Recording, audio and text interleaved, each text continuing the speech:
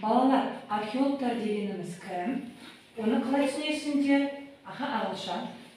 Археологтар ол бұрынғы адамдардан әшекей бұйымдар, олардың суреттерін құмнан қазып мұражайға алып келеді. Ал сендер осы археологтың қандай қазба жұмыстарын таптыңдар? Біз әшекей бұйымдарды істедік. Мен әшекей бұйымдарды мұражайда, үйде ана әжелерінде көрдім. Кім толықтырады топтарына? Алмаз?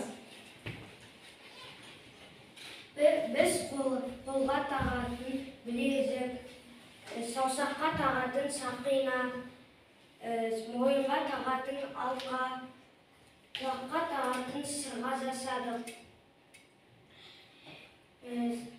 Бұл бұйымдарды?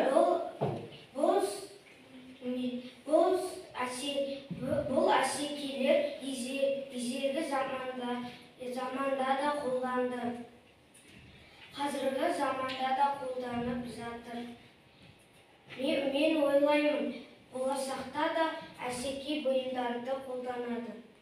Жарайсыңдар. Ал мына топтар, сендер маған сол кездегі ежелгі адамдардың үйшіктерін және үңгірлерін жасадыңдар. Ал кім айтады? Амина. Біздің топ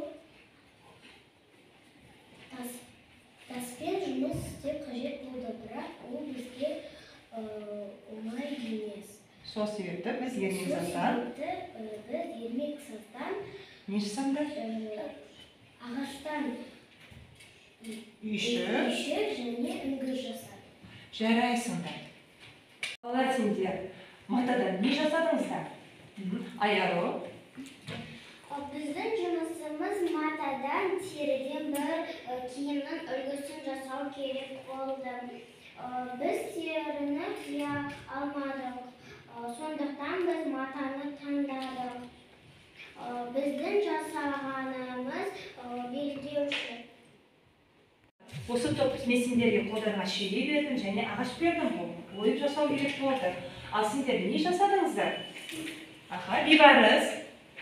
Тапшырық батырмызы, сіз бізге ағаштың ежелгі адамдардың суретін салуға бердіңіз. Оған көп уақыт болды.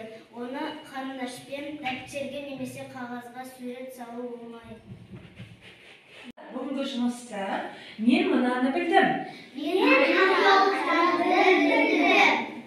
Маған қызық болғаны.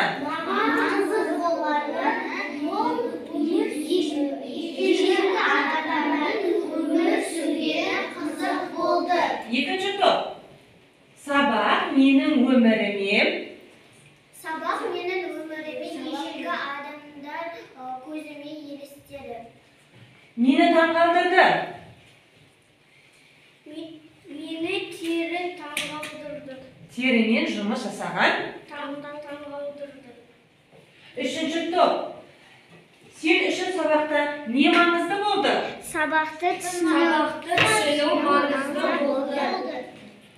Мен енді жасай аламын.